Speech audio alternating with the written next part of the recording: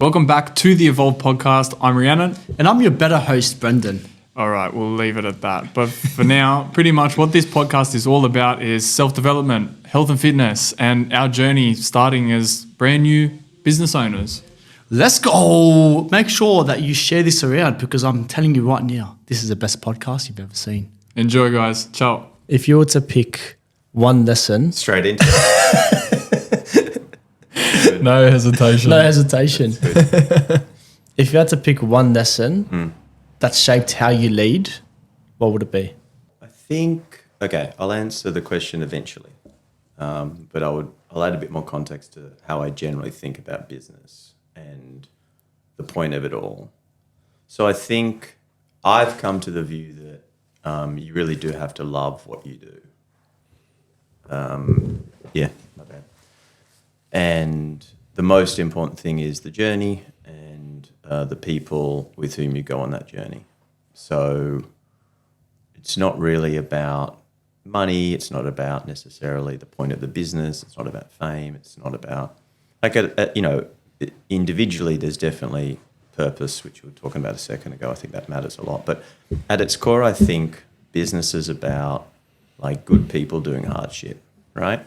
And the more you can build your life around groups of people who can assemble and take on, interesting, challenging problems, I think you'll be pretty happy with it all. The reason I give you that context is when I think about leadership within that, it's really about helping people appreciate the ups and downs of business, the pain and pleasure, something my business partner talks about a lot, of business. Anytime I have like a really good week, a really good day, I always think to myself, like, something's not right here. Bit suspect. Something's going on here. Like, what am I missing?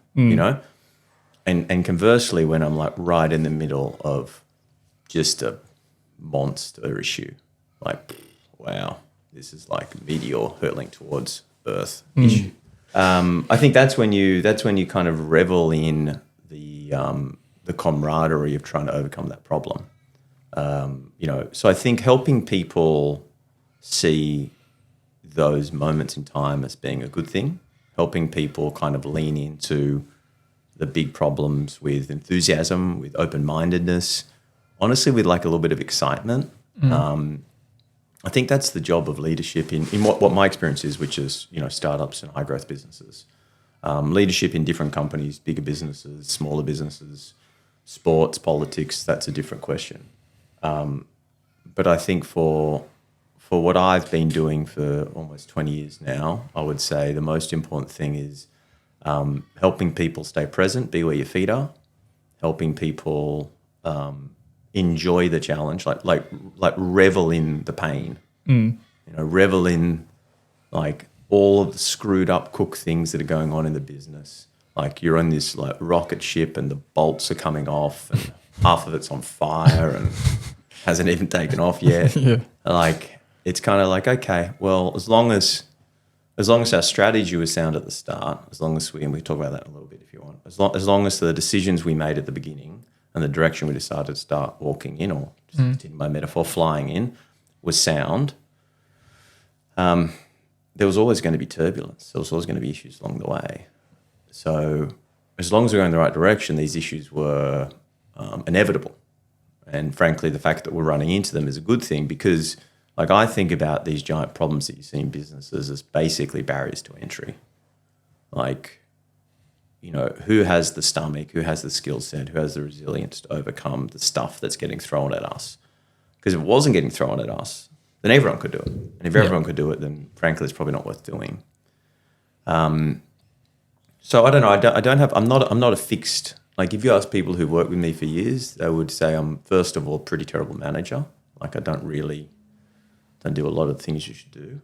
But I think the reason people enjoy being in businesses with me and my business partner, I've had a few of them, business partners I should say over the years, I think there's a feeling that we are sound strategically. We have done the thinking. We do have a plan. And people are exhilarated by the idea of coming on that journey and overcoming those problems. I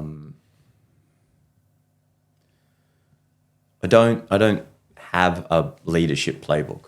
I think, generally speaking, I'm a very sincere person.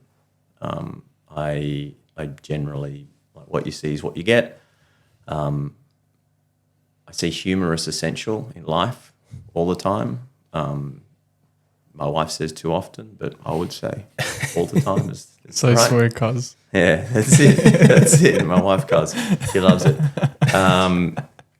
But I think if you can find a way to, again, this sounds a little too textbooky, so I'm even reticent to say it. But I do think there's real value in people seeing, at very least, that how you behave when you're leading is a reflection of who you are most of the time, right? Like, it doesn't have to be all of the time. There are moments when, whether it's with your family, whether it's your wife, your children, whether it's watching a sports game, like, there are moments when there's characteristics of yours that are, heightened or extreme, or that's not the point here, right? Not, failing to show those all the time is neither here nor there, I think. But I think people will look, will want to feel that who they're getting is the real deal. Yeah, I reckon. But again, I don't know any different. This is the thing, right? Just your experience. It's just your experience. You only know your own life. You only have your own perspective. And what I have seen is that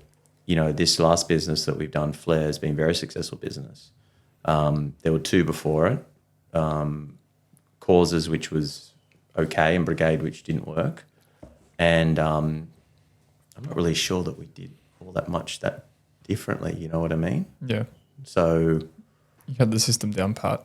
I don't know, but they didn't work. Like, when we did it once, Yeah. it didn't work, then we did it again and it did work. We probably am different. I don't know. I think you just generally get, as you get older, as you get into your sort of mid and late 30s, and you've been through these things a few times, I think you become a little bit more unflappable, which again is probably a good leadership trait. When the rocket ship's on fire, the bolt's falling off. I think people will look to The leader. it's like kids. Like, when a kid falls over, They look at they look at their parents to be like, should I cry now or not cry? Yeah. And if they start running over, the kid bursts into tears, you kind of stare at it and you're like, I can see the kid's bone sticking out of her arms. Don't blink. Yeah. So I think people look for how they should react. You mentioned something about barriers before. How were some ways that you overcame those barriers? I see. I think when I'd used barriers before, it was more in the context of,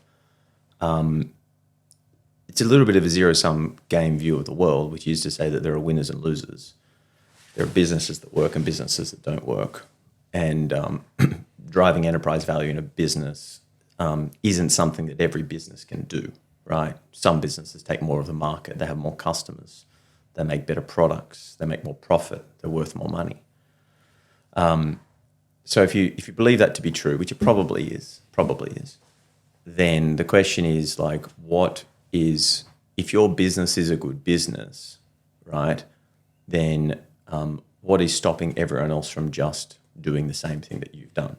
Yeah. People talk about moats. They talk about barriers to entry. They talk about a lot of digital products, network effects is a classic example of a barrier to entry, right? Where it's really hard if you invented the fax machine, when everyone started using fax machines, like, how do you come in with a competitive product? If your social networks are an obvious example, Facebook's, Instagram, if everyone's wired, LinkedIn, if everyone's wired up on a particular network, you go and start up some other network next to it, it's like, it's not particularly How are you useful. going to compete against them? You can't, right? Yeah. We can have a whole discussion about network effects in those sorts of products, which is very interesting because definitionally networks, when they're started, have no value.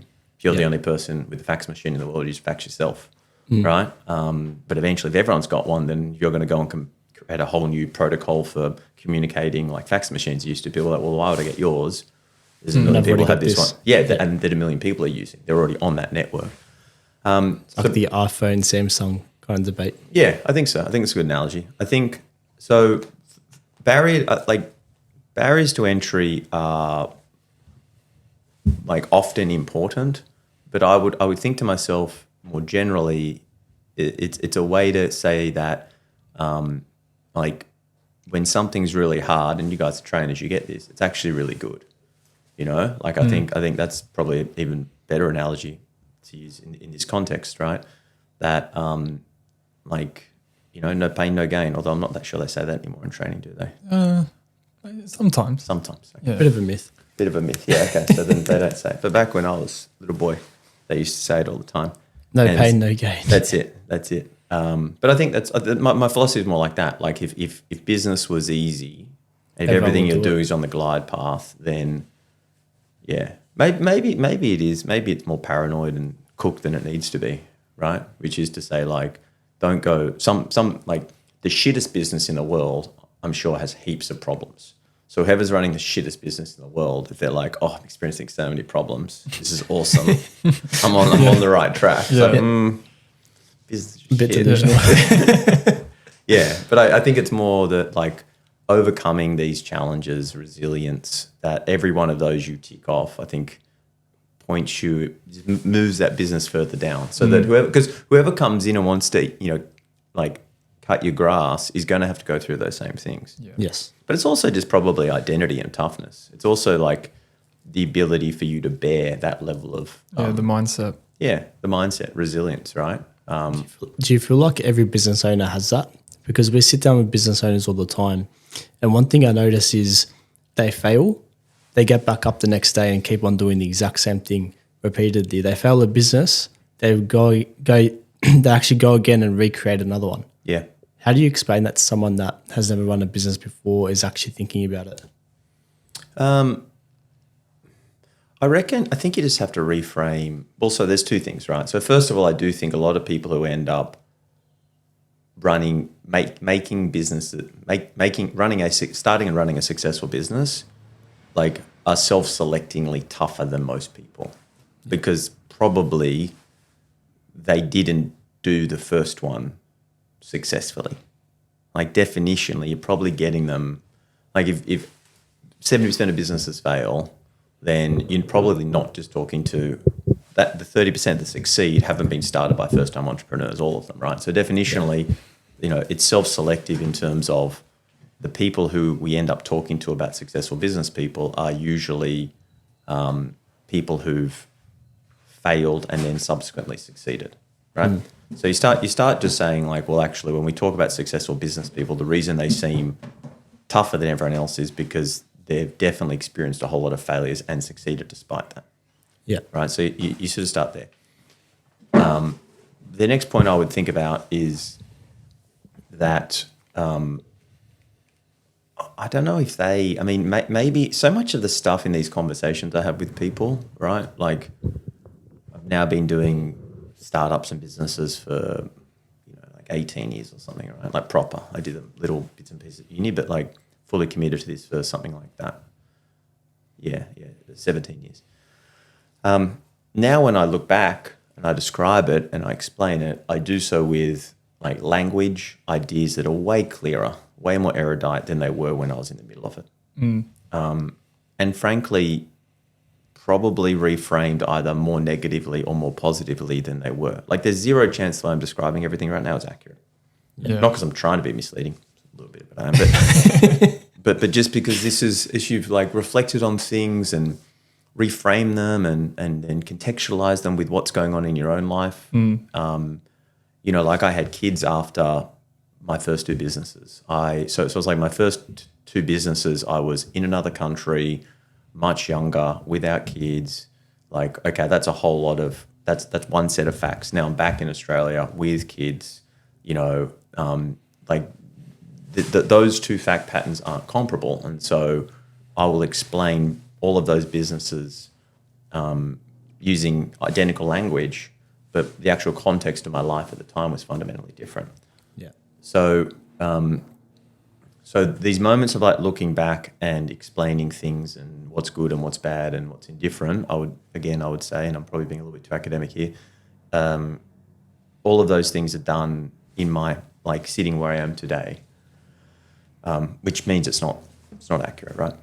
But if you talk to most of those entrepreneurs, like, I think, you know, there's there's sort of cataclysmic failures. There's like wipeout jobs on you, but a lot of the time that you fail, like it's not a wipeout, you know, and it's more like, ugh, didn't quite work, was sort of working. I'll go again. So I guess what I'm trying to say is like, you know, you play sport. Yeah. You get to the end of a match, you're a winner or a loser, and everyone's very clear about when you win or you lose, right? And so, but business isn't like a series of these games stacked up. Often, you know, you kind of roll from one to the next. You have glimmers of victory, glimmers of failure. Ultimately, the net of it all is that I didn't achieve what I wanted to achieve, which is failing, I guess, to achieve your objective. But more often than not, you've done something for, you know, a few years. You've generated some amount of cash flow, which is why I go back to the very first thing I said. You know, the most important thing is the journey and the people, because success is how well you spend your time on this planet running these businesses. Like, it's not everything else. So, like, there's business failure, which is, did I achieve the commercial objective I wanted to? You know, did my business generate the revenue, build the product, have the customers? Issue. So I think like I would look at it, and I still look at it this way. This is one thing I would say has been constant over all the businesses. I really was obsessed with, you know, having a good time. Not like YOLO, but I mean like, am I intellectually challenged? You know, I've never worked with dickheads ever. Do I believe in, you know, what the business is doing overall? Am I enjoying the camaraderie, the challenge? Am I enjoying the challenges? You know, some challenges you enjoy, some challenges you don't enjoy. Am I enjoying these challenges? Yeah. So I think it's kind of like, it's the fruit salad of all those things that go into these businesses. But anyway, that's sort of answering the question. Yeah. No, it answered it. So how do you decide when picking what path to go down, especially in business? How do you decide what path you're going down in terms of if you're building a business to sell, if you're building a business to grow, if you're growing a business to franchise? Because there's so many different options that you have when you initially start a business. Look, I reckon I think you have to try and keep your options open is what I would say at the start, right? So I think so if you come all the way back to the first principles of like the thing that you need in business, right, more than anything else, is time. You need time to run businesses, right? Because the longer, it's a little bit like being a roulette wheel in a casino. Like, you want your stack to be massive because ultimately you'll run into a whole lot of bad luck and a whole lot of good luck. And the bigger your stack, the longer you can sit it there, the more likely you're going to get into some good luck, turn it into enough, and then make some good decisions to be able to get off the table, right? So fundamentally in business, startups, just for the moment, let's start with those. You want to have as long as you can operating the business such that you can absorb the bad luck, course correct the bad decisions, and then take advantage of the good luck, and then double down on the good decisions at its core. Okay. It's luck and decision making, and all of those things are a function of time. Yeah. And like most things in life, that's a function of cash. Yes. Money, right? So what you need to do is find a way to kind of throttle the capital structure of your business such that you can spend as little money as you can to give you the most time, but pump it full of as much cash as possible to grow and take advantage of opportunities. So when you think about the options, you know, whether it's, you know, start the business and run it forever as a family, or partnership business and leave it for your kids, and, you know, it's basically family owned cash flow business, right? Bucket one. Bucket two, run it and sell it, right? Private sale. Bucket three is run it and float it, IPO it. Bucket four is run it and then slice and dice it, franchise it, right? I think it's really hard to know which of those you're going to do on day one of a business. I think you can have hypotheses about all of those options, but you basically need to find a way for the capital that you have in the business to give you enough time to kind of get to like the next level. So it's like levels in a video game. You've got to get through this level and then you can reassess. I don't think when you start a business, you really are credibly in a position to opine on how you want to run it in 5 years' time structurally. Yes. I just don't. I mean, you can have a view. You can think about it, if but you want. Yeah. But I don't think. Like, I think it's a waste of time. I think you'll close certain doors. You know, like the moment you take venture capital money, you're basically waving goodbye to running it as a family business. Yeah. Right. You know, venture capitalists have return parameters. You're a horse in their race, not the other way around. Yeah. And so, you know, we want to build this thing. We want to slow down a little bit. We want to preserve cash. Like, they're probably going to say, that's not what I need you to do. I need you to grow, you know, Just keep on 100% pumping. year on year. Yeah. You know, and we have a portfolio. Like, they've got their own portfolio view, right? So their job is to try and get As much cash as they want.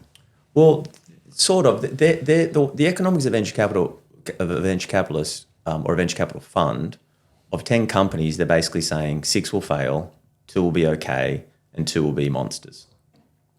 But the way that they get there is they're basically investing in those 10 companies to all be monsters.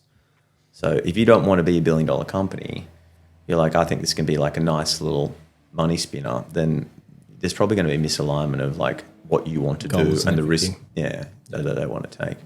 So my view would be like, don't fixate on how you want to end, like where you want to end up. If a possibility is you really think you'd like to, you know, keep this as a family business and run it slowly, then like probably don't take money in certain ways. Don't take venture capital money, or investments from people whose expectations don't align with yours. Like, I maybe said more generically than just talking about venture. So I think it's more like, don't worry so much about like optimizing for the outcome that you want. Just optimize to ensure that you don't close the door on some of those outcomes. It's almost like setting the negative, not the positive. So you keep the options open. If you want to, if it's important to you to keep the options open, I would say. And then it's really about like, as you move through the life cycle of the business, really being like, you got to be in tune with opportunities to basically turn the business up, right? And you can go in there with best laid plans, but you kind of got to be listening for, okay, now we're seeing product market fit, or now we've got an opportunity, you know, real estate opportunity to go from sort of offline or, you know, decentralized to, you know, centralized, right? Yep. And at that point in time, take advantage of those opportunities. And that's where you've got to have the capital to be able to move swiftly and with confidence and pull the trigger and get those things done. And again, as long as you've got like a really well-organized vision, you've done some thinking, which we talk about in a moment, in terms of like taking in the right amount of information to make, you know, as well-informed decision as you should be making at that point of time, then I think you can keep moving forward with confidence, and you kind of tack and jibe and squiggle your way up. Yeah. But usually, like, if you look around at, I can only talk for my businesses, but most of these businesses, you do a whole lot of busy work, you do a whole lot of stuff that feels reasonable, but there'll usually be 2-3 company making decisions, one every 18 months, right? And you'll either take it or not, and then you'll either, and if you take it, you'll give it the effort that it deserves, or you'll puss out and try to diversify and kind of, you know, not give it the gas that it needs to grow. Makes sense. When making decisions for a business or for yourself, how have you backed yourself over the many years that you've been running startup businesses or assisting in startup businesses? So I think twofold, right? So I think it's like head and heart, or like, you know, spreadsheet and gut. I think there's a combination of both. I think as I've gotten older, I end up trusting my gut a bit more than I used to, or said differently, like I definitely have a feeling when like something fits and makes sense. I think for decision making, the key is to gather like as much. Here's what I think to myself. I think a good decision making process is one where you can look back on making a decision in 2 years' time or 3 years' time and say, based on the information I had at that point in time, would I have made the decision in the same way? Now, the reality is you probably wouldn't make the decision in the same way based on the information you have today, but that's not a fair test, right? You can't judge someone. You can't give someone a test based on information that they haven't learned, haven't been taught. Makes sense. Right? So, and I think if you keep doing that in your early years of business, looking back a month ago, 6 months ago, a year ago, a day ago, be like, cool, new information's come to light. That was the wrong decision. Oops. But when we made the decision, what did we believe to be true? What did we not know? There's that like Rumsfeldian known knowns, known unknowns, unknown knowns, unknown knowns, that kind of quadrangle, which is actually like surprisingly useful way to describe what you know and what you don't know, and what you don't know you know, and what you don't know you don't know. The don't know you know one is the funniest. The idea that there's a bunch of shit in your head that you don't actually know you know, which is maybe true. So I think it's like any muscle, like that is a muscle where you can really refine and improve your decision making by reflecting on decisions that you've made previously, and being really clear and codifying the information and how you interpreted the information at the time you made the decision. That I reckon is like clutch. And then as that goes on, you just get better and better at not only refining your decision making, working out your bias. Right? I made that because I was worried about this thing. But why am I always worried about that thing? Because of this. Okay, that's actually not. That's not the right way to approach that set of facts. So the point I want is like getting better at making decisions over time, like the decision making motion mechanism. Second thing is getting really organized about how much information you feel like you want to collect, because what some people will do, what some people interpret what I just said is that, awesome, we better go and like get all this information, because more information equals better decision. More information usually does improve the quality of decision making, but the problem is if I can give you a 9 out of 10 decision with 1 out of 10 amounts of information, like probably don't go and collect the next 9 out of 10 pieces of information to give you a 10% bump in your decision making, because it'll probably take you a year. You're like, I finally got all the information. It's like, Brendan's left. He doesn't live here anymore. Yeah, he's gone. He's gone. He's just left. You got long hair, long fingernails, finally got all the information for this decision. The world's moved on. So you've got to weigh up like basically, cost of a bad decision with cost of gathering more information to improve the decision. Yeah. And all this sounds academic, but it's actually not. Like you'll if you can just train yourself to go back and look at decisions, write down, here's the information we have right now, stuff that we know. Yeah. Here's stuff that we don't know. Here's our decision. Okay, look at it in a month. All right, well, now here's 3 things that go from the stuff we didn't know into the stuff we did know column. Okay, actually, one of those we probably could have actually worked out a little bit. We probably just needed to spend an extra hour thinking about it or researching it or looking up some shit. And that could have moved it from that column, the unknown column, to the known column. And that really would have based on that, we would have actually made a much better decision. Yeah. So but that's, I reckon, for me and my style of running businesses, that's probably the number one thing I pride myself on. High quality, replicable decision making.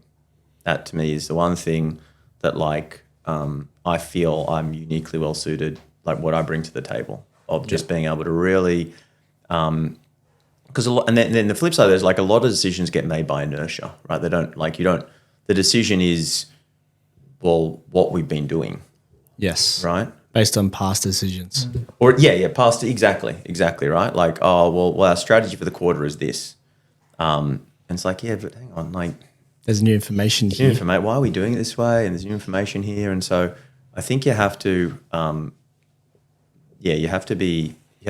I'm about to say 2 things. So I think you have to be willing really to step in and like change the direction based on, remake the decision, right? And sometimes you can you have to remake the decision a week after you've made it. I spent a lot of time making that decision and it doesn't really work, does it? No, it doesn't really work. Okay, I've got to remake it. The other thing I would say, which is goes against, or it sounds like it goes against what I said, doesn't technically. Be comfortable not making decisions. Like my business partner, there's a joke. What do you mean by that? Well, people will put pressure on you to make certain decisions for a whole range of reasons. you'll put pressure on yourself to make certain decisions. We look for clarity. We look for simplicity.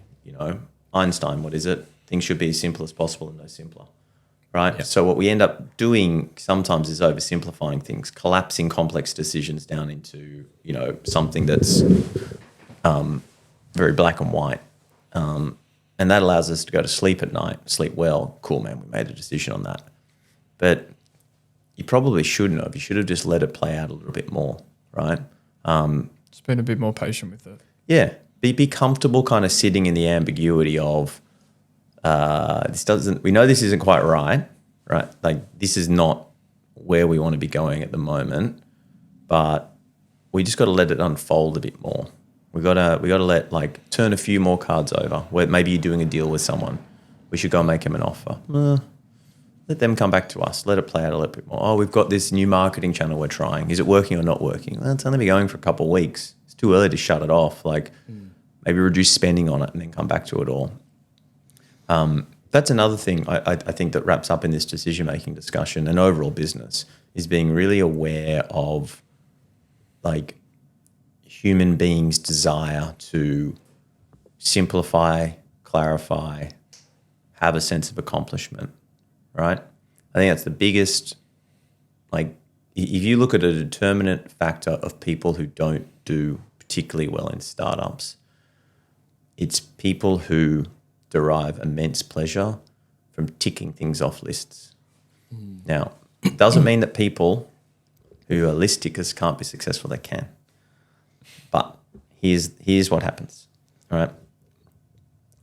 When you are like a type A, highly successful, accomplished person and you want to get into startup land, you spent your life feeling a sense of accomplishment every day. You're ticking boxes, right? And every day you come into school or university or work and you leave feeling great that you did a bunch of shit that day.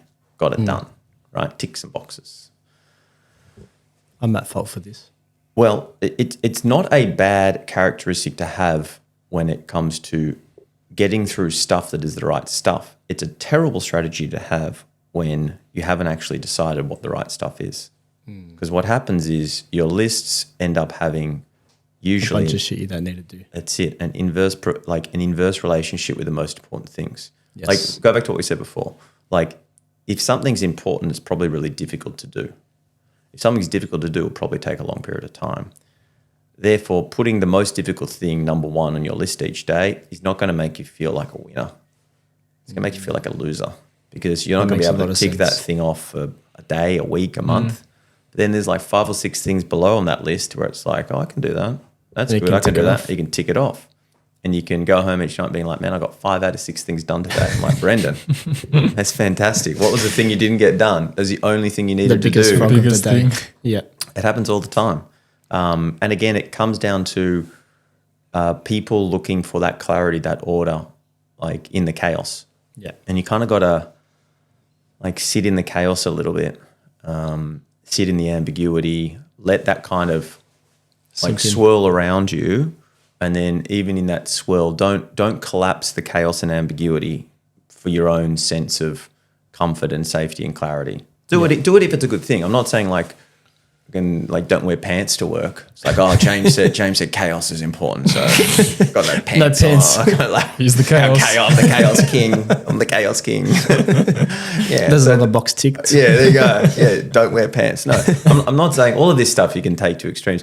I just think there's this really it's like an inverse relationship. Yeah, there's a lot of things at play here, right? That go into the strategy that you're setting, making decisions, not making decisions, collecting information, not collecting information, setting lists with stuff that matters, stuff that doesn't matter. And then there's another one, which is the reality of staying motivated. This episode is brought to you by Dynamic Recover. You're not lazy, you're just busy. But let me ask you this. How much longer are you going to let your health take a backseat to your calendar? You already know what to do. Train, eat well, stay consistent, but knowing isn't the problem. Doing it while running a business, managing a team, or raising a family, that's where most people fall flat. At Dynamic Recover, we coach high-performing professionals to take back control without adding more to your plate. We give you a clear plan, real accountability, and full access to our coaching team right from your phone. Use code Evolv at checkout to get 50% off your first week. That's EVOLV. Hit the link in the show notes. Start now before later turns into never. Now let's get back to the episode. Right? Like, again, here's the flip side of that. Well, if I've been working on this like ultra important company defining thing for 8 years and haven't completed it, like I don't know how your morale's up, right? Like you're still trying to get the ring to Mordor. Yeah. Like this thing's going for years and years. So it's like sometimes for your own sense of sanity, you just got to, knock off a couple easy singles. Don't overthink it. And that's where partnerships like what you have and like what I have, with Daniel, is essential, because I think that not only helps like clarify a lot of the things we're talking about here, right? Making good decisions, collecting the right amount of information, focusing on the stuff that's leveraged. I also think it helps kind of just emotionally, and like it helps you not get so beaten down with the rigor of this that Having someone with you doing the same thing. That's it. And usually you're kind of, I often find generally speaking, you might both have a bad day, but it usually isn't the same bad day. And that's really helpful, right? I think that's really helpful. And it could be, tough weeks or months or whatever, but generally speaking, the ability to kind of, undulate and drag each other along is really important. Yeah. So you touched on before that in decision making, sometimes you can go for increased speed, which means taking in less information. Yep. Or you can go through the other option, which is trying to collect as much information as possible to make a decision. When a business owner is faced with that road, they're like, do I go for more information or do I go for the speed path? What's your recommendation to them? There's no one size fits all, right? I think first thing I would say is the human brain is really bad at working out which decisions matter and don't matter. There's like a great anecdote of President Obama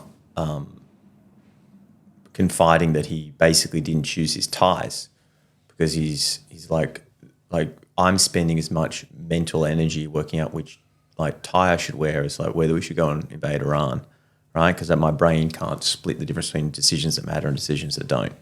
So the first thing is be really clear about whether the decision matters or doesn't matter. The second thing I would say is, so let's go through the decision tree, right? Okay, so does a decision matter? Yes or no? If it doesn't matter, then fuck it, just move on. Don't collect information, right? The speed.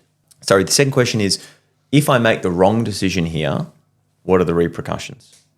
And again, in a world where, well, actually there's kind of two good options, or if we make the bad decision, we can make it again in a week. Like take, say you're running performance marketing and you're trying to work out an interface, like text, copy in the ad, right?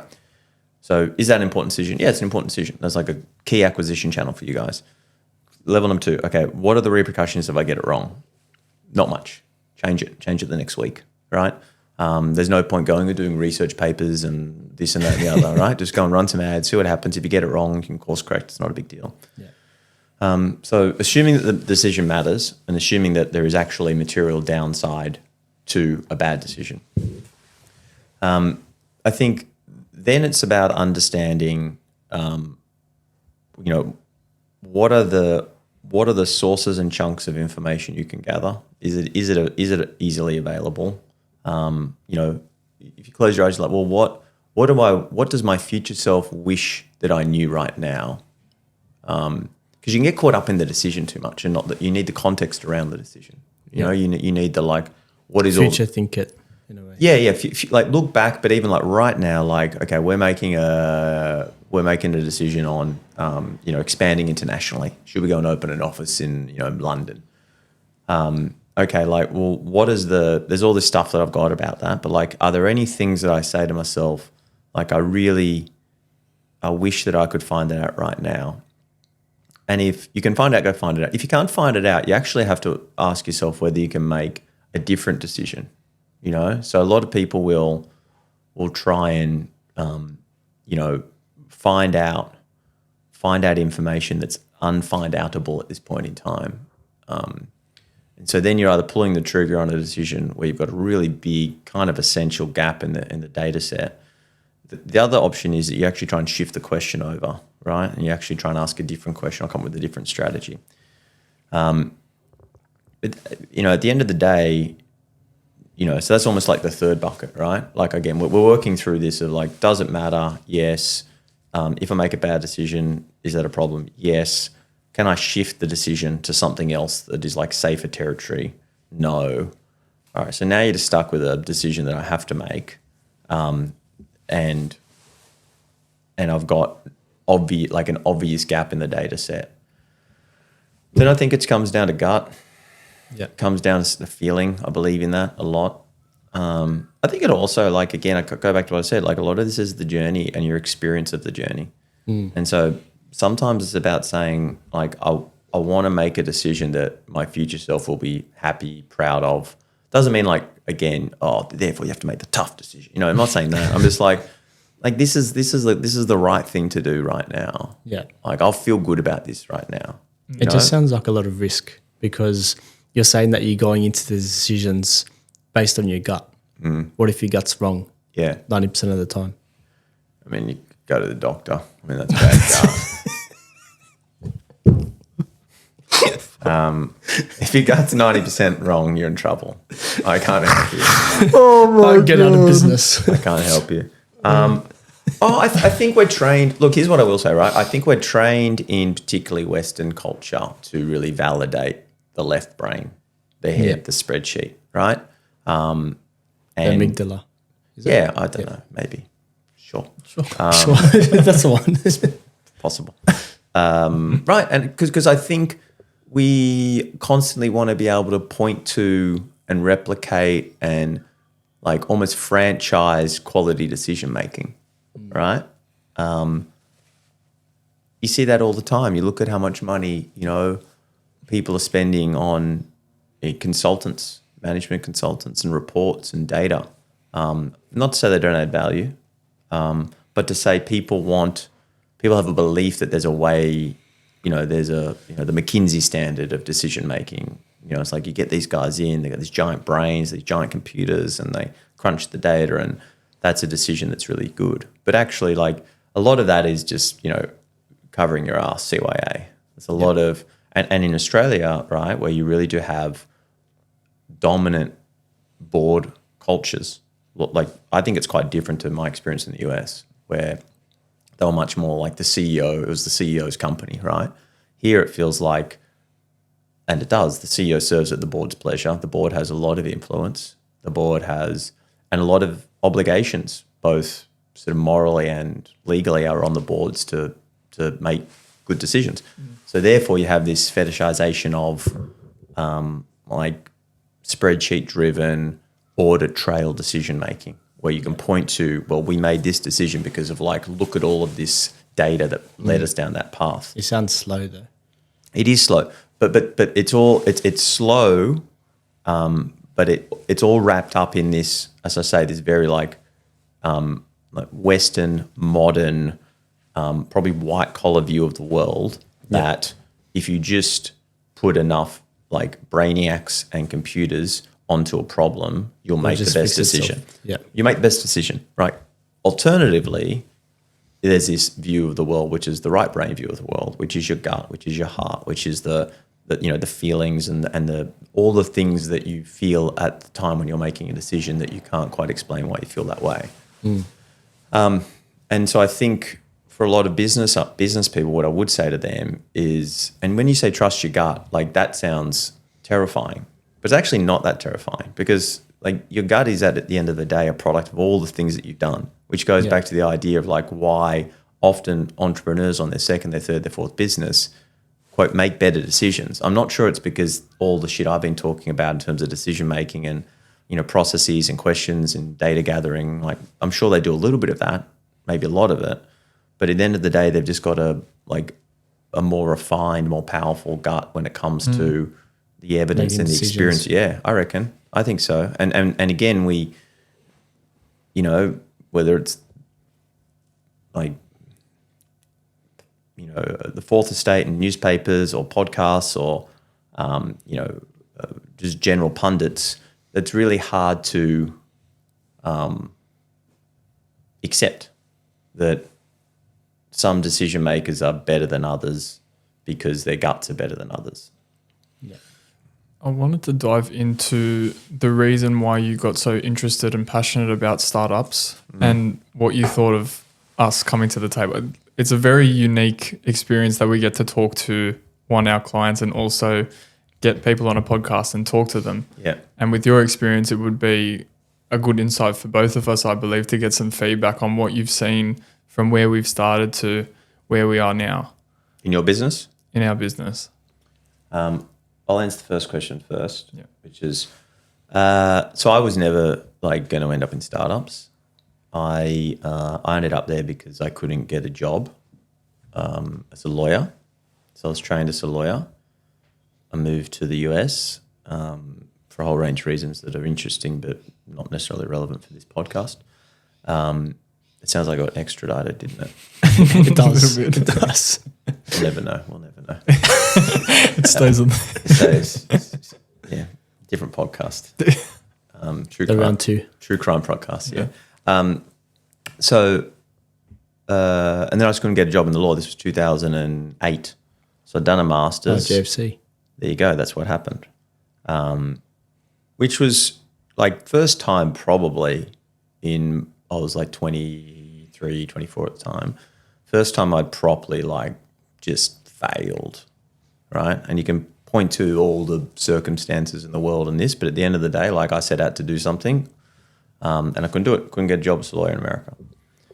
Eventually I got an offer, but by that point it was like, hang on, why are you know, I wrote like 75 letters. I had like 35 interviews. I talked to every law firm that would take a meeting with me. I called in every favor I could call in. I was interviewing in DC and New York and Colorado and Los Angeles and Chicago, and I was interviewing in Paris and London. Got anyone who would like pick up the phone to me, I was like, I'd try to interview, and I just got, and I got no offers, nothing, just like, no thanks, champ. Which was like ultra humbling and ultra just like something I hadn't really been through before. It was awesome.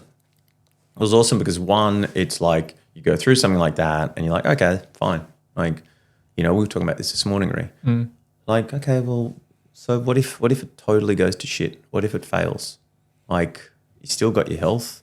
You still got, you know, your friends, you got your family. Like, you still got your identity. Like, move forward with life. And so I think going through that was like positive, very positive, like probably career defining. And then opportunistically, I ended up meeting some people who'd been through friends of friends who'd been working in Silicon Valley for a number of years, and they had a startup out there, and it sounded like exotic and terrifying and risky and all these sorts of things. So I was like, oh, well, I don't really have any other options, so why don't I go and do it for like a year? I said I'll do it for a year. I remember there was some equity that we were negotiating in the deal. And, you know, generally in startups, you'll give someone a 4-year equity plan, and but you don't actually vest any equity until you've been there for 12 months, right? So you basically have what's called a vesting cliff. So you don't get any shares until your 366th day, basically to stop people coming in for a month or two, and then they get a bit of equity and they disappear, and you kind of, you know, long tail of shareholders. Very standard. But I'm like, well, I'm only going to be like, what if this thing goes to shit? I'm like, I'm going to like negotiate that down to 9 months, you know, because I'm only going to be here for like 9 months. It's like, okay. So they like agree to it. I take probably way less equity. I get my 9-month vesting cliff. Yes.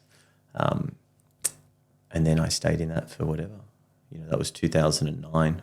So 17 years later, still doing. My 9-month vesting cliff was probably a little over negotiated. Because I didn't, you know, like my mum's primary school teacher, my dad was an accountant. So I didn't really have like entrepreneurial people, like start-up-y people getting into, you know, business owner people in my life much. Tried some stuff at university. A lot of us do, right? But you kind of get tracked pretty early, kind of get on a track. And so like for me, GFC was the thing that sort of just like knocked me off the track. My business partner, Daniel's like probably very different. Like he's very much the born entrepreneur. He worked at Goldman Sachs, did these sorts of things, but he kind of like from Jump Street. Yeah, from Jump Street was just someone who's like, was probably savvier when it came to starting a business and like saw a path into that world that was sort of easier to wrap his head around, more elegant in terms of, moving over there. For me, it was very much so exotic and weird and confusing. And in many ways, as I say, it was like Darwinian. I only ended up there because like there was no one else like left at the bar. It was 2 a.m. and like had to go home with someone. So that was startups. And then after that, it was like there's nothing else for me, really.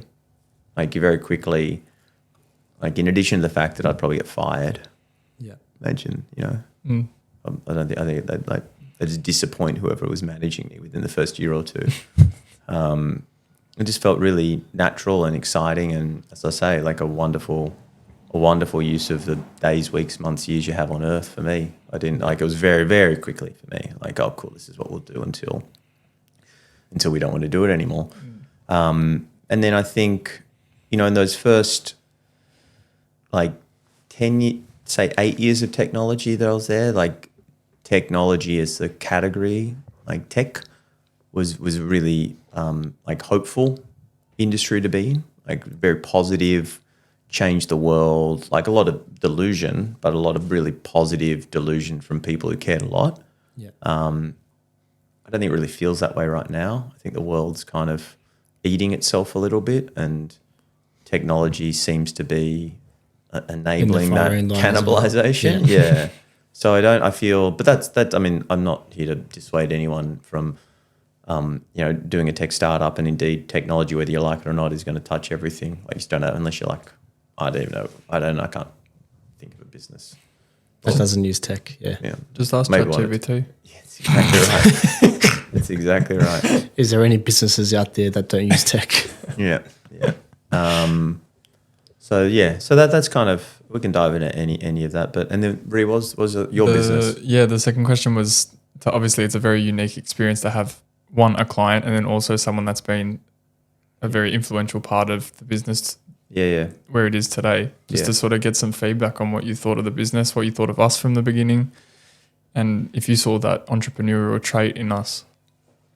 I mean, you guys had it for sure, right? Like I don't think that goes without saying. Like I think, and I don't, in many ways, you're here, you're already entrepreneurs. Like there's not some like light that flicks on, now you're on. Yeah. Or it's not like you, it's not like Boy Scouts where some like creepy old dude comes and gives you a badge.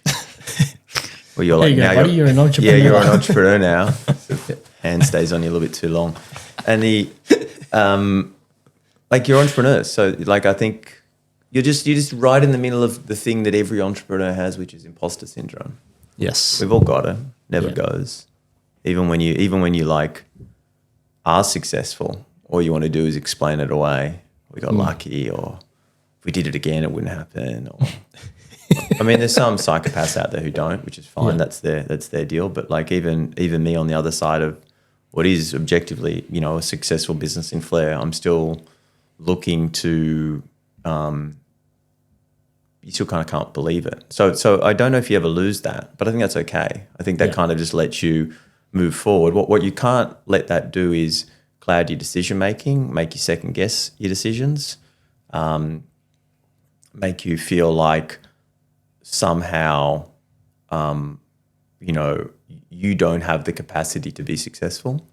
That feeling happens a lot when you become a new parent. I think that's easily the most incompetent I've ever felt.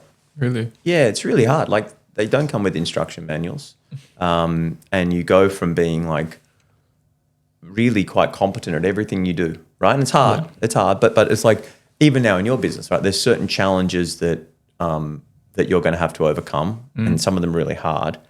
But you kind of look at it and you're like, oh, I've got a chance on this one. I know, like my experiences before, the skill sets I've already developed put me in a position where I reckon I've got a chance here. You feel like you're on the competence curve, is what I'm saying. Whereas I think when a baby comes along, you're not on the competence curve. Like everything's like you've got whole new skills and stuff you've never done before, and you get no feedback, and you're like, oh man. And like the vast majority of parents will tell you they're like, oh, I think I'm doing a bad job. I'm not doing this right. And yet I always think to myself, well, there's like 6 billion people. You know, like there's probably hasn't been like 12 billion good parents, has there? But there's 6 billion people. So it's sort of like, not shitting on parents here, but it's sort of like, you know. Can't be that hard. Yeah, exactly. Like you don't have to be that special. Yeah. I'm not saying you two aren't special little boys. But I'm just saying don't sweat it. Don't sweat it. You got it, right? Like you got it, and the fact that you're already on, like you started the business, you're on the journey, you're open-minded to all of the challenges, you're self-aware of all those challenges. Like I think you're in a great position to turn this into whatever success you want to turn it into. Yeah. I think with you guys, you know, as we've sort of worked together over the last quarters, you know, I think what you're starting to do now is be really militant in and realistic in assessing stuff that's worked to date, but isn't going to get you to where you want to get to. You know, and that's the art of running these businesses. If you want to start a fire, right? If you want to start a bushfire, okay, you're going to need like big old like logs that will burn ultra hot, ultra long. But if all you've got at the start of your arson attempts is one match, well, is a match and a log, you're screwed. You need paper, you need kindling, like you need things to get you to that point, right, of the fire. Good example. That you don't need to take you from a burning log to 10 burning logs. Yep. Yes. Right? And so like what I think you guys have done a good job of was identifying your kindling and your newspaper and your other shit that's going to burn easily and get you moving. And it's like, cool, we're on the way now, but if you really want to pick this up a level, let the flames, you know, start to rip. There's a pivot you have to make. Let's get rid of that shit. Can't keep throwing newspapers, kindling. We need some like heavy lumber, right? So I think, and that's the kind of leap of faith in most of these businesses. It's about, you know, constantly being comfortable, being uncomfortable. Yes. And the moment that you like start to feel comfortable. So I'm saying the moment you start to feel comfortable is when something's wrong. You're fucked. Yeah. That's what we say all the time. So we always say it to ourselves. Like the best way to be is uncomfortable. You got to, right? And so if these distribution channels or these customers or this business model, like, yeah, we find this thing's working, it's easy, it's good, like we know how to do it, we know how to turn the knobs on it. Like you got to say, okay, but credibly, can it get us to where you want to get us to? No. Well, now you're going to go back to back into uncomfortable land now. You're going to have to try some new stuff and you're going to have to stop doing the comfortable stuff. So I think that's being open-minded to that, I think is really good. I think also being open-minded to listening to the universe when it comes and presents you opportunities, and then being willing to like change the arc of your business to take advantage of those. I think that's another like fabulous trait which you guys have. And then it's just about like white knuckling it, you know, just holding on, pushing it through. You're going to come up against, you know, contractual, legal, financial impediments. Some of them you'll be comfortable solving. Some of them you have no idea about. Finding people who can help you get through them. You know, working out where these growth vectors present, and then taking advantage of those, and then, you know, enjoy the whole thing. We've talked a lot about startups today. Yeah. How would you define it? Is a startup defined as a business that's only been operational for A year, 2 Yeah. years, 3 years, or is it the thought of starting? Like eventually you have to turn around and be like, no, this isn't really a startup anymore. Like eventually, like the Fonz, you have to like eventually leave university. Like if you've been at university like 15 years studying, it's like, What are you doing? you're not really a uni student anymore. Are you? No. So like at some point you have to acknowledge, but I don't think it matters. Like, so I think with startups, what I would say is the following. A guy who's one of our investors, a guy called Danny Gilligan, told me this, which I think is a really good analogy. And probably a good answer to your question. So when you start a business up, it's in a default dead state, which means that if you do nothing, if you don't grow, it will die, right? Yeah. It's default dead. This business left to its own devices will die. As you get bigger and bigger and bigger, eventually it will get so big where this flip will switch and it'll go from default dead to default alive, which is to say if you do nothing, it will probably just keep going. May not grow at the same rate, but it won't die anymore. It will just keep cruising along. Yeah. And I reckon, and that can be anything. That can be a year of, being cash flow positive. It can be, it can be when you finish a piece of technology and you get your first customer and you can see it starting to rip. It can be when your team or your franchise model gets to a certain size.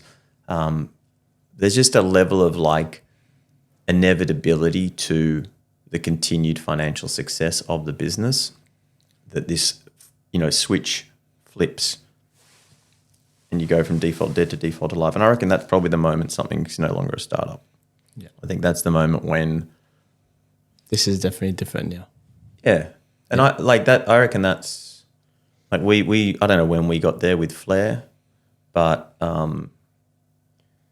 like that's definitely a moment when people with different skill sets who are very talented at lots of things that startup founders are usually not talented at.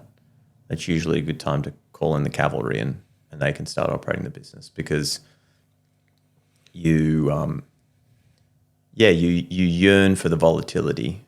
You yearn for the opportunities that you have to take. And those things aren't present anymore in these businesses that become juggernauts. And so, frankly, you may not be you're not going to be the best person to shepherd it into the next 10 years. You'll probably end up like making a bunch of decisions that are too risky for what the business needs. You'll probably end up trying to synthetically like create dynamics that you feel comfortable operating in. And that's just the circle of life. Make sure that you like, comment, and subscribe. And if friends are interested, share it around. Over the years, 17 years of being in the industry, past 6 months, time moves very quickly. Yeah. For someone like myself, I'll give you an example. Yeah. I tend to think too far forward to where time increases and goes very, very quickly. Mm-hmm. For someone like me, how would you tell them to focus on the right now and take their time with each day that goes in front? Yeah. Cool. Yeah, so I think, okay, let me just a few observations there. I think you got to be where your feet are. Said it before. I think it's just a great maxim, right? Like just be present. I think when you, like there is a weird sort of syllogism here, which is like all successful startups are really hard. During those hard times, sometimes people can project themselves into a time when it's no longer hard. And that leads you to like missing out on a lot of your life. Therefore, successful founders often miss out on a lot of their lives because they've spent their time projecting through these hard periods, right? So that's why you got to enjoy the pain. You got to enjoy the challenges in the journey. I think when you look kind of longitudinally at these businesses, you got to be like I actually think day to day got to be present for sure. I think I've often found myself making like 3-month decisions. That was like usually our decision-making cadence. I think that's probably fine. Part of me says if you can look a little bit further forward,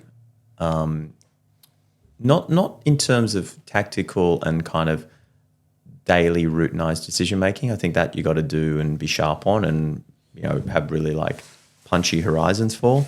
But I do think if you can like commit to a business for a little bit longer, you may end up making cleaner decisions. A year, 2 years is what we're going to do. Here's our general view. Here's our general thesis on why that's a good business. Here's the 6 things we're going to do this year, and here's the 10 things we're trying to like work on in the next month. Like, I think that's probably a good way to do it. I don't think you want to go any longer than that. I think I feel like I've probably made some bad personal decisions by trying to optimize time in my 20s to like thinking about things in 3-month blocks. Whereas I think if I had to be more patient and said, this is only a year of my life, and as long as I'm enjoying the day to day, like there are switching costs out there. There's a cost to pay when you thrash, right? When you start to move around. It doesn't mean be in the same job for 10 years. That's bad as well. Yeah. But I think you'd be a little bit more patient and kind of let the world unfold in front of you. It goes back to what I said in terms of like the virtue in not making decisions, like the virtue in letting the world kind of unfold. You be like an actor on the stage, but not the main character. Letting it unfold, letting the cards get turned over, the information get brought to you, and then being willing to kind of move with gusto when those opportunities crystallize. Yeah. But I don't know. I think as space opens up in your life, you can, and you have less on. You definitely take stock of days more. I'm less busy than I've been in a long time at the moment. And as a result, you definitely, I think, you can wake up each day and be a little bit clearer and more deliberate in what you want to get out of the day. Because there isn't, like, you don't just get thrown back on the conveyor belt into the business and everything's, where it was yesterday. Yeah. Yeah. How would you define success? I view on that. So I think success is like spending your time in the right way, right? I was going to say spending your time in a way that your future self won't regret. That sounds too negative, albeit it's actually how I feel. But I think it's about being really... I've never heard that one before. That's good. Yeah, I mean, the problem with that is like then you start like living in this like future world of you looking back, and you can just get very negative. So that's why I'm like, ugh. But I think it's like you can. I think if you're, like financial success, business success in terms of the business achieving what you want it to achieve, impacting the world, fame and notoriety. Like those are the usual outputs that people talk to when they think about success, right? Yeah. I got money, I'm famous, I made an impact, I built a sick business, legacy, people talk in these terms, right? Yeah. The way I think about it, and I think there really are 2 types of people in the world, and it's okay. It's okay to be one or the other, like truly. I think you're either someone who wants to be playing in the grand final or someone who wants to be holding up the trophy after they've won the grand final. And I think you got to work out which of those you are. And if you're someone who wants to hold up the trophy, that's awesome. Then the moment you kind of get to the mountaintop and achieve whatever version of success you wanted to, whatever you want your trophy to be filled with, dollars or newspaper articles about you, or, as I say, amazing impact that your business has created for the world, or an amazing product that the business has. And like, if you're a person who really generates a lot of personal value out of having a trophy filled with that, then that's awesome. And you should point a lot of your energy towards trying to achieve that, knowing that when it happens, it's going to be the greatest day of your life, right? Yeah. And you'll be able to continue on with your life, a sense of accomplishment and satisfaction. Yeah. Conversely, if you love the game and you love to play the game, then actually that's a surprisingly miserable place to find yourself, because it means that this like You never hit that like successful point. You know, I think the point is success is playing the game at a high level with people who you respect and love and doing it together. Like that's the point. The point is you never want the game to end. You never want the season to be over, because the moment you hold the trophy, it means that the season's over.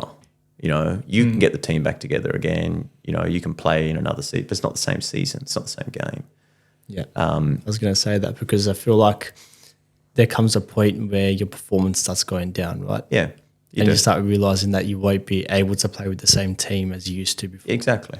And would that point, for that type of person, would that be a point where they're like, start to feel a bit more down about the fact they're not the same as they were before? 100%. That's it. Like that's the grief that you have to go through when you're successful in business, usually.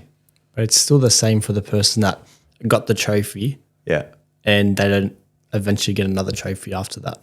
Or the trophy's never as big. No, that's a different version of dissatisfaction. There's always, like, that's what you learn, right? The older you get, you can always be pissed off and dissatisfied with something. That's a beautiful thing about life. In the same way that you can always be like totally satisfied, happy with anything.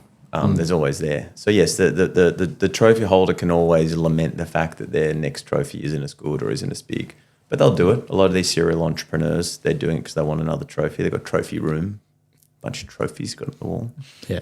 All the awards. They love it. And it's cool. Like I hope I'm not coming across as judgmental. I'm fully supportive of it. It's just like, do you want Coke or do you want Pepsi? Like, it's a preference. Yeah. And I think it's more when you enjoy being on the field. I think, yes, what happens when because the whistle gets blown eventually. That's the thing. That's the thing, right? Impermanence. We all forget about impermanence. It's the only deal. It's the only deal we've all got. Life and business. One day the light switches off. It's off with everything, right? Including business. And so I think you just have to get, that's why to me it's like success in business is acknowledging the impermanence and making sure that you're spending your time, you know, with people you want to spend your time with, working on things that you want to be working on, you know, investing those minutes and hours of your days in those relationships and shared adventures. And sound a little bit like, you know, it's the Hardy Boys and like a childhood novel here, but it kind of is, you know, and that's okay. That, you know, that view of it generally does allow you to live with like a certain amount of exuberance and enthusiasm. Yeah. Particularly if you can find people who you want to do it with. That's the thing, I think. Like, to me, I thought finding your tribe in a way. Yeah, I thought about this the other day, like, because I was like, oh, cool, you know, we've done, like, you know, the Flair business really was a business that was very successful in superannuation, right? And I'm like, wow, you know, now we've done this Flair business, we can go and, like, start a business in something that's, like, way more interesting, like, not trying to neg people in superannuation here, but just, you know. but then I'm like, but actually, the last decade or whatever we're doing Flair has been like white hot in terms of engagement. It's been super interesting, you know, because it doesn't like the subject matter doesn't matter that much. You know, it's very much the challenges and the people that you do it with. Yeah. I don't think it matters. I think it's like, give me superannuation or give me like the world's most exciting subject matter.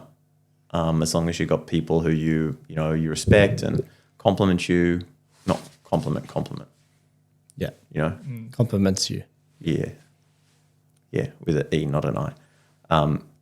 Then I think you're going to that's successful. You're running a successful business from my perspective at that point. Does it make money? I don't know. And having sort of that, like if you've got a shitbox business that is like brutal and just burns cash, then yeah, if it's like you and the boys and you haven't like, yeah, I don't know, it's a great business. So there's some balance here. Yeah. There's some balance here. Yeah. What's your definition of success away from business? Probably not dissimilar. I think it's same. I think it's not dissimilar. Yeah. I think, I think when you have a family, that definitely creates a really big, wonderful, joyful cornerstone in your life, and you can define a lot of non-business success in language that relates to your family. I think I think you then probably more than in business, I think you also start to look at values and characteristics of how you want to live your life. Like, what are the values with which you want to live your life, and what are the things that matter to you, and working out, are you on a daily basis living in accordance with those values? And again, a lot of that's a product of how we're brought up. A lot of that stuff that, we don't really remember packing in our suitcase, but we open it up and it's always there. Which is a really good reason to make sure that as you get a bit older and as you have these moments, you say to yourself, well, are those the values I always want in my suitcase moving forward, or do I want to take them out and put some other ones in, or refine them, or do those sorts of things? Success, for me, I've always been someone who's like been enamored with the world and experiencing the world. Like, adventure is important. Like, that's something I think, my wife Claire, that's something that we share and we think is important for our children as well. Yeah. So I think success is probably, in addition to sort of strong family union and values aligned existence, I think it's about like savoring the world and like checking it out. Had a great time on the streets of Bexley today. Yeah, I was about to say, under you and Lee waiting there. Mate, that's it. I loved it. It was awesome. Went to Do you feel like you're Little Beirut. Home? Yeah, no, I was confident. It was great. A lot of gyms up there. Yeah. I thought that was interesting. 3 or 4 gyms. Was there a perfume shop, I want to say? In Bexley? Yeah. Where did you get the coffee? Bexley. Yeah. Yeah. The like streets? the shops. The shops, yeah. There's a little perfume shop. Yeah. Jahur or something. Yeah. It smelled good. That was good. I didn't quite know what it was. Yeah. When I walked in. Whoa. Yeah. Yeah, no, it's good. Strong. But it's good. It's all good, man. It's all good. When going through business, I hear a lot of entrepreneurs say that they're negatively motivated more at the beginning or the startup phase of their business, where they have this negative motivation of wanting to prove someone wrong or wanting to prove someone right in some way. Yeah. And that's what essentially kicks up the flame to keep going or that motivation kick. Yeah. What are your thoughts on using that as your form of motivation for the long term in business, or do you feel like you need to make a switch eventually? It's a good question. I don't know. But let's hypothesize and see if we can work it out together. I think it's absolutely plausible to use our kindling lumber analogy that like that can be enough to kind of be the kindling to get you going, but ultimately you're going to have to transition to a, less negative, less kind of, inward and twisted motivation. Like you need the lumber as you're moving forward because you can't maybe you can hate people forever, but that strikes me as it would probably be pretty exhausting. I think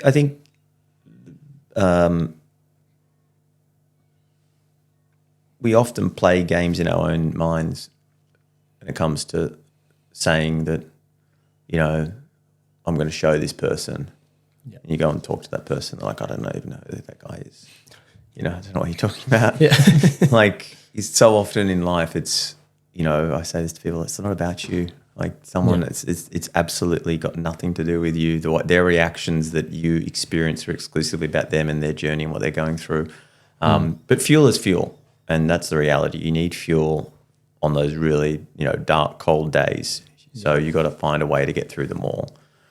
Something that I've found for me, and this has probably been one of the characteristics of us training together this year, I'm someone who generally, and it kind of goes hand in hand with that decision-making view, which is like, take your time making a decision, particularly if it's about you. Because once you kind of make a decision and you commit to that path, then you just kind of keep going. Yeah. And I find that the most liberating operating model, because then you don't have to think, follow the path. Or like, do I want to like wake up at 6 o'clock and get ready for Ree coming to my house? Like a lot of the day, like myself says to me, James, that's an irrelevant question. It has nothing to do with your day to day. Like you've already made that decision. If you want to go back, like, and totally remake, be my guest. Like I'm here to help you do that. This is me talking to myself. Yeah. Right. But until we're willing to do that, like I'm not really interested in anything you're saying right now because it's totally irrelevant. Yeah. And so it's similar in business. Like if you can get on this path of like, I'm going to build a successful business and I understand it's going to be painful and I understand there's going to be these challenges, but I'm doing this thing. Yeah. And in many ways it's like my motivation is the fact, like there is no motivation in the sense that I don't need, like the motivation, I made a decision to do something, that decision's been made, we now move forward and execute. Yeah. Like there isn't actually a concept of motivation in that heuristic. It's just like a decision that's been made and then a plan that unfolds as a result of that decision. So if you want to go back and change the decision or change the decision, like now it's like we're out, I'm like, I can't handle this anymore. Fine, that's cool. Then make the decision, but like remake it and say we're out. But I think that allows you to just sort of abstract like your own experience away from the series of decisions, the scaffolding that sits over the business. Because for you now, it's like you just got your daily experience, your grind. Cool, yep, let's keep going. You're not second guessing. You're not like asking the existential questions of like, why am I doing this? And can I really put up with it? And blah, blah, blah. You just keep going, you know? And you have in my journey over the years, there's been probably like 3 points when like, it's like I'm close to just losing it. You know, like really on the edges, like, oh. But I've never thought of giving, even that when I'm like on the edge, you're just like, oh, I feel like the world is just collapsing on me. I never thought about quitting at all, ever. I'm just saying like, you're stretched. You're like really thin. So what do you do in that period of time that you're thinking like that? One thing I would say to everybody is like, nothing good gets achieved at 2 a.m. in your head. You said that this morning. If you're thinking about life or business at 2 a.m. when you wake up in the middle of the night, like just stop it. Like solve that problem by fixing your sleep. But that's such a disastrous flow to get in. I think those things I think you rely on the people around you. Hey, you know, I'm struggling at the moment. I'm just going to need a week, or can you pick up these things for me? So there's definitely like leaning on partners is essential. I think with those ones, there's again, as with experience comes a realization where you know, I find myself looking back on, you know, really tough moments, and then with now like a level of real appreciation, because it's like, cool, I got through that. And we're out the other side of it. So I'll get through this and I'll come out the other side of it. You can really pattern match with those moments, I think. Once you've been through some screwed up stuff over the years, you can really say, okay, cool. Like, is this better? Is this worse than that situation? The vast majority of the time it's not. Yeah. The vast majority of the time this is not actually the worst thing that's ever happened to you. There's a great Simpsons scene where I think Bart says, this is the worst day of my life. And then Homer goes, the worst day of your life so far. So far. And it is, right? And so it's like as you get older and older, like the likelihood is that you've probably already had your worst experience. So you've already overcome something that's actually way more difficult than this. Yeah. And so as you stack the years and you stack those challenges, you get a lot of perspective that kind of just allows you to sort of breeze for the next one. Yeah. You're just kind of like a minesweeper, like big ass minesweeper, just kind of cruising you. We just kind of keep going through it all, right? Absorbing it. Like, oh, yeah, that was a good one. Jeez, that one's bad. This is bad. Yeah. But I always say the worse the situation, the better the story. And I believe that. I like that one. The most cooked things that have happened.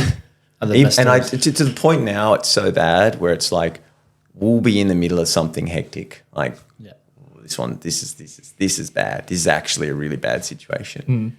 And people who work with me long enough will be like looking at me, realizing I'm just like, remembering it all so I can tell the story in like a week. Soaking it all in. Like soaking in all the details so I can Control like, safe. Yeah, so I can specifically in like ultra HD tell everyone about you won't believe what happened last week. Yeah. It's good. If there's a young entrepreneur or someone wanting to kickstart their business, what's one positive tip that you can give them to motivate them to continue on their journey? I think there's a few, right? And so we might as well just bundle it in. Little McValue meal. Got the Bexley Macca's. Is that Bexley Macca's? Yeah. Bexley Macca's, yeah. What a venue. I think one is what I said before, which is think about this decision deeply, and then make the decision to do this business with strong absolute commitment. Yeah. Just make it. And once you've done that, you're free. You're free to move forward knowing that this business may not be successful, but you are now in a place where you will give it the best chance of success because you've decided to give it the best chance of success. You're not second guessing your motivation. You're not second guessing your time.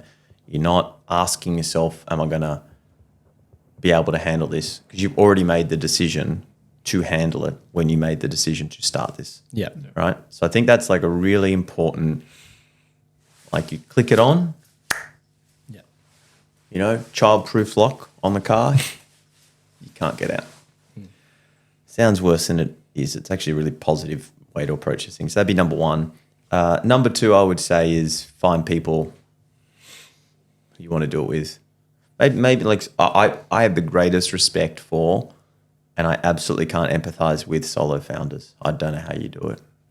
Tip of the hat, unbelievable. I agree. I think you're mental.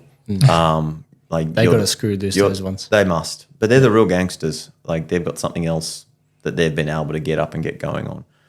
So I think you got to find your tribe, whatever that looks like. Ideally, it's a business partner. If not, it's other people around you who you can share the experience with. Because, as I say, unless you're someone who really wants to hold the trophy up, then in which case, cool, go at it by yourself, lock yourself in a room, achieve what you want to achieve, and that's a great investment of your time because you'll get the trophy. If you're not a trophy person, you're a player, you want to be in the field, it's hard playing. Find your tribe. It's hard playing a game by yourself. Yeah. You need people around you. So I think that's a really important one. Yeah, I think just getting your cadence. Your cadence can bring you joy each day. Bring you, find that. I don't think you're not gonna get through. Even if you get through to make a great company, if you've been miserable doing the whole thing, you kind of failed. You've won the battle, lost the war. So I think you got to very quickly get to a place where you're looking forward to Mondays more than you are Fridays. That's a great test, but you're not going to be able to work that out heading into it. Yeah. I think the idea is less important. I think in the pyramid of decision making about startups, I think the most important is actually an inverse pyramid. The other way around. Yeah, but I like it this way. The top, the big section of the pyramid is who you're doing it with. So get the right crew. Yeah. The second level is the industry, right? It's not about having a cool industry like we spoke about before. It's about having an industry where you feel you can be successful, you have an angle. There's lots of space for you to iterate and improve your ideas. You can, the addressable market, all the things that go to that middle section of why you want to spend your energy and your resources and why you think you can be successful in an industry. That's the second thing, less important than the people, but second most important. And then the final piece of it is your business idea or angle. Yeah. I just don't think it matters that much. Everyone obsesses there. Everyone comes. Everyone anytime I talk, people think it's the other way around. Of course they do. But it actually that's where they start. Yeah. But the reality is, flip the pyramid. Unless you're some savant, someone's probably already had this idea. Yeah. Right. Someone's probably already doing this idea, and that idea they're doing is probably not going to work. Yeah. So the likelihood that this one idea is the difference between your business being successful or unsuccessful is very, very low. Yeah. And even if it's the right idea and the right product, you've got all sorts of head and tail winds. That's that good luck and that bad luck that go with the roulette wheel that you got to face into. So even if even if you're like, yeah, dude, literally you came up with freaking Ozempic. You're the Ozempic king, right? Sick idea. Fat pill. Sick idea. Yeah. Right? And you've like, yeah, I've got it. And I've worked George's Marvelous Medicine style. We built it out back here in the garage. We worked bathtub. Right? Got it. Let's just say that's true for the moment.